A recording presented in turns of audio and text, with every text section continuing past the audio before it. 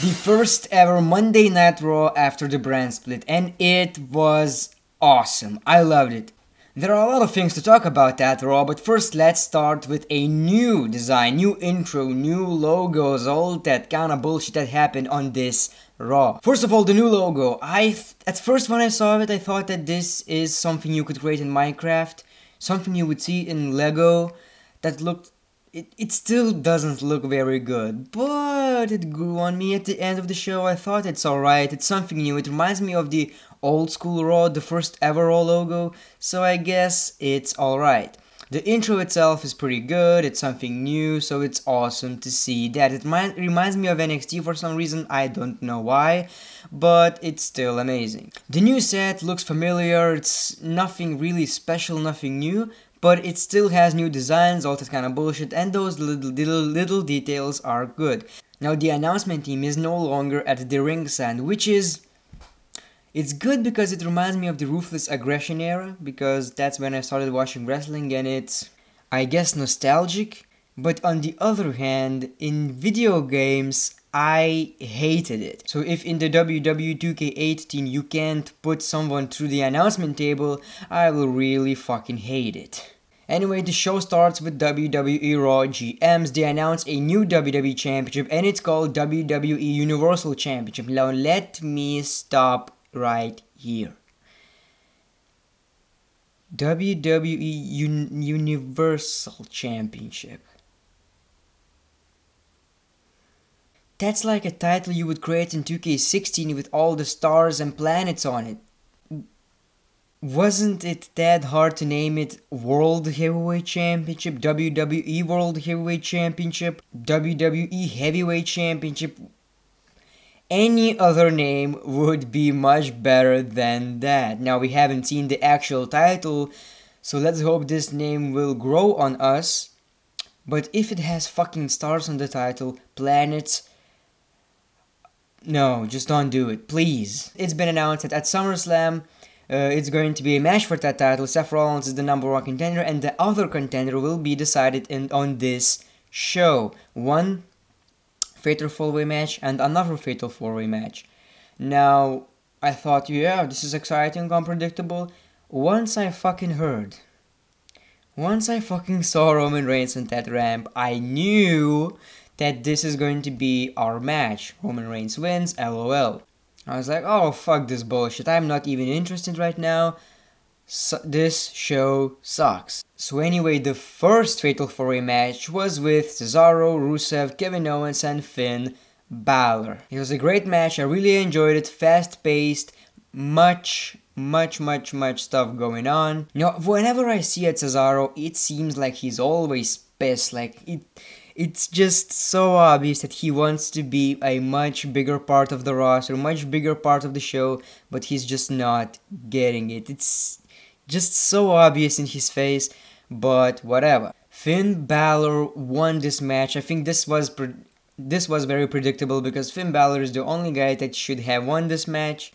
It's his debut on the main roster, it's pretty obvious. Nia Jax's debut against Britt Baker. I don't know who she is, maybe she's from NXT, I don't watch NXT at the moment, but whatever.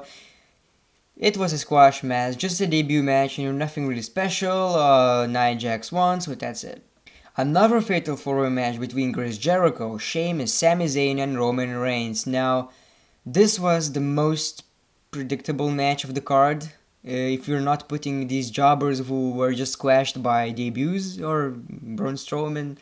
Anyway, this was a great match. It was awesome.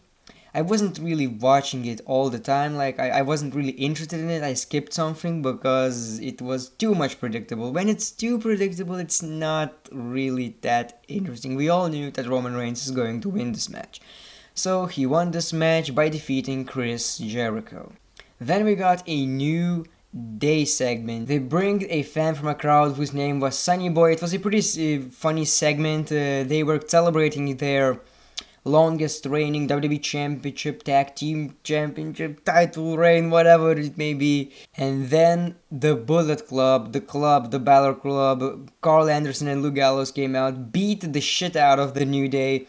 and it's probably going to be a match at SummerSlam. Then we got Curtis Axel in the ring. He talked about how he was drafted the last in the WWE draft, and he was defeated by the returning Neville. Now I think Curtis Axel deserves much better. I know some people really dislike this guy, but I think he was real alright, and he's the son of Mr. Perfect, and he's jobbing to all those guys. It's just, I don't know, I'm not a fan of it. The WWE Women's Championship match, Charlotte versus Sasha Banks. The unthinkable happened. Sasha Banks won fucking Women's Championship. Emotional moment. You can see she was crying, all that kind of stuff. Great match by two women. It was unbelievable. Now, a lot of you will say that this match should have been saved at SummerSlam, but think about it. Everything good that happens is always at SummerSlam or WrestleMania. That sucks. I really hate it, because when I talk about what should happen, I always put this should happen at SummerSlam, because it's more possible. You won't have WWE title changes at Battleground. You know, it happens, but it's very unlikely. So I hate this random stuff that happens on Raw, SmackDown, lame pay-per-views or anything like that. So first ever Raw, new women's champion, amazing. I loved it. Braun Strowman versus James Ellsworth. Jobber, who gives a shit? Nobody gives a shit about Braun Strowman. Nobody gives a shit about that jobber. And the point I'm trying to make is that it's better to have those local jobbers if you want to push someone. Because I really hate when something like Bad News Barrett, Stardust, all these guys, that mid-carder guys, are buried because someone new is coming up. Like if, for example, Braun Strowman debuts, he buries all the mid-carders to make himself look strong. I really hated that idea, but now with a smaller roster, they probably don't want to do that again, so they bring some local jobbers. Now it's going to be good. No, don't worry, this will not be for every week. We're not going to see these jobbers because the Cruiserweight division is going to debut, so this is going to be another reason to watch Monday Night Raw. Then we got all these segments with Golden Truth, looking for Pokemon, pretty funny, I don't know, not really give a let's just move on. Enzo and Big Cass versus the Shining Stars. Enzo and Big Cass came out into the ring, they cut their normal promos, you know, Enzo is entertaining, Big Cass is the muscle, everything is good. Then the Shining Stars came out, interrupted those guys, and it's pretty awesome. You see, I like how the tag team division is handled in the WWE right now. The brand split happened, so we don't know what exactly is going to happen. Maybe they will create another set of tag team championships, which I don't like. I think SmackDown Superstars and Raw Superstars should appear on both shows. They will be representing Raw, you know, and the nameplate is here. It will be from SmackDown, you know, to make it look like they are not a part of the roster. They are trying to steal your championships. So I think maybe that should happen. But on the other hand, we have enough tag teams.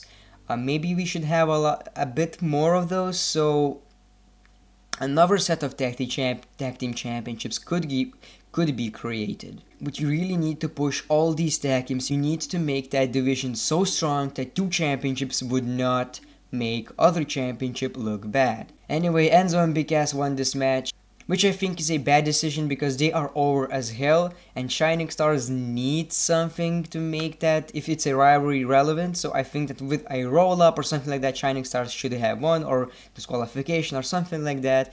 Not a big fan of that, but that's the way they went. And then we got moments of the night. Great match. Great freaking match that I enjoyed. It was amazing. Finn Balor versus Roman Reigns. Winner faces Seth Rollins at SummerSlam for the Universal Championship. What the fuck, man? Seriously. It will take a long ass time to get used to it. Anyway, so when I first saw this match, I think I don't give a shit about this match. I'm not going to watch it, maybe, I don't know, but it's Finn Balor's singles match debut, so I'm interested. I'm going to see what he's capable of against Roman Reigns. If Roman Reigns is going to look too much strong and bury Finn Balor, or Roman Reigns is going to win by a fluke. But I had no freaking clue No clue whatsoever that we can see Finn Balor winning this match clean. I had some thoughts like if he's going to win, maybe the Balor Club, the Bullet Club, Carl Anderson and Luke Gallows are going to help him. Finn Balor turns heel, he wins against Roman Reigns. No. Finn Balor won with a freaking finisher. Fair and square. This is a fucking new era. This is what I like to see on Monday Night Raw. I loved it. I personally think this is awesome. They didn't make Roman look weak, but at the same time, Finn Balor defeated Roman Reigns, and I loved how after the match, Roman Reigns was interviewed during the theme music of Finn Balor's. That's a new thing on Raw.